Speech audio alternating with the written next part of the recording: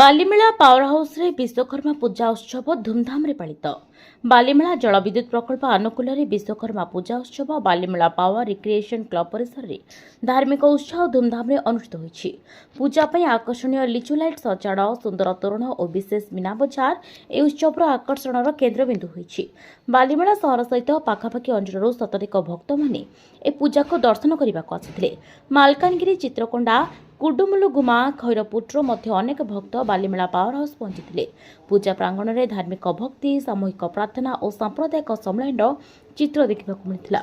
ସଭାପତି ଦିଲ୍ଲୀପ କୁମାର ସ୍ୱାଇଁ, ଉପସଭାପତି ଅକ୍ଷୟ କୁମାର ସାହୁ, ସମ୍ପାଦକ ବିଶ୍ୱଜିତ ଖଣ୍ଡୁଆଳ ଓ କ୍ଲବର ଅନ୍ୟାନ୍ୟ ସଦସ୍ୟଙ୍କ ନେତୃତ୍ୱରେ ଏହି ପୂଜା ସଫଳତାର ସହିତ ଆୟୋଜିତ ହୋଇଥିଲା। ପୂଜା ପରେ ସାଂସ୍କୃତିକ କାର୍ଯ୍ୟକ୍ରମ ଓ ପ୍ରସାଦ ବଣ୍ଟନ କରାଗଲା। ଛୋଟ ବଡ଼ ସମସ୍ତଙ୍କୁ ଉତ୍ସବୀୟ ପରିବେଶରେ ସାମିଲ ହେବାରେ ବିଶେଷ ଉତ୍ସାହ ଦେଖାଗଲା। ଭକ୍ତମାନେ କହିଛନ୍ତି ଯେ ଏହି ପୂଜାରେ ଆସିବାରେ ତାଙ୍କୁ ବିଶେଷ ଶାନ୍ତି, ଆନନ୍ଦ ଓ ଆଧ୍ୟାତ୍ମିକ ସନ୍ତୋଷ ମିଳିଛି।